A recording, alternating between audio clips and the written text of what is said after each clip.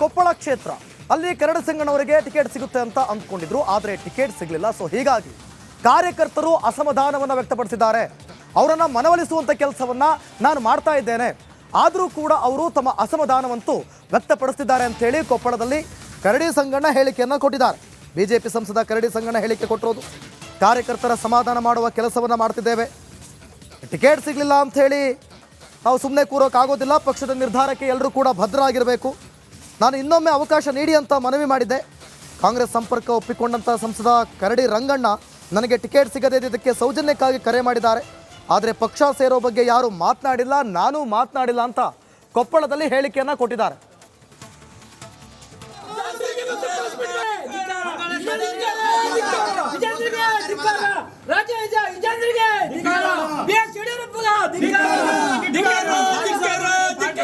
Party ಸಲ ತೊಳೆದಾರ 10 ವರ್ಷ ನಾವು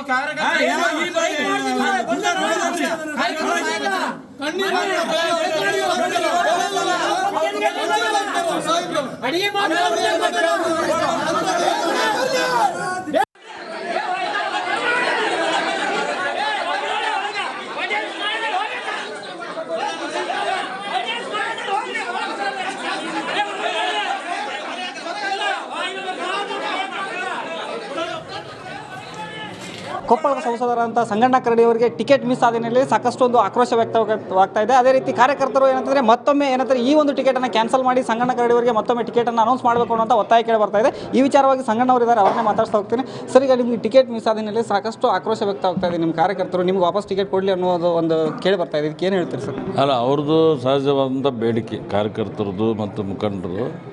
ಬಟ್ ಈಗ ಒಂದು ಸಾರಿ ಪಾರ್ಟಿ ತೀರ್ಮಾನ ಮಾಡಿದೆ, ಬಸವರಾಜ್ ಡಾಕ್ಟ್ರು ಅಭ್ಯರ್ಥಿ ಅಂಥೇಳಿ. ಆ ಅಭ್ಯರ್ಥಿಗೆ ನಾವು ಬೆಂಬಲಿಸಬೇಕಂತೇಳಿ ನಮ್ಮ ಕಾರ್ಯಕರ್ತರಿಗೆ ಹಿರಿಯರಿಗೆ ವಿನಂತಿ ಮಾಡ್ಕೊಳ್ತೀನಿ.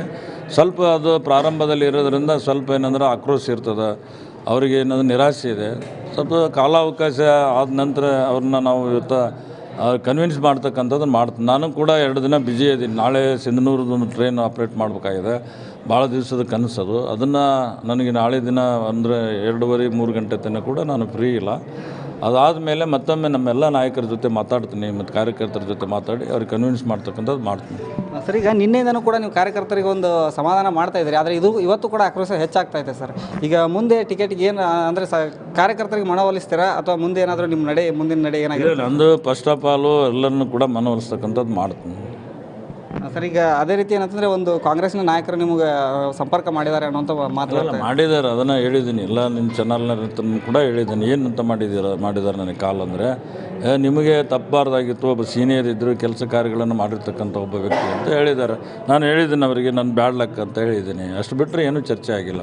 ಈಗ ಇವತ್ತು ಕೂಡ ನಿಮ್ಮ ಮನೆಯಲ್ಲಿ ಸಾಕಷ್ಟು ಘಟನೆಗಳು ನಡೆದು ಸರ್, ಮತ್ತು ಅದೇ ರೀತಿ ಬಿಜೆಪಿ ಕಚೇರಿಯಲ್ಲೂ ಗಲಾಟೆಗಳು ನಡೆದು, ಈಗ ಈ ಹೊಸ ಅಭ್ಯರ್ಥಿಗೆ ಏನು ಇವತ್ತು ಏನಂದರೆ ಆಕ್ರೋಶಭರಿತವಾದಂಥ ಅಸಭ್ಯ ಸಂಸ್ಕೃತಿ ಆಗಬಾರ್ದು.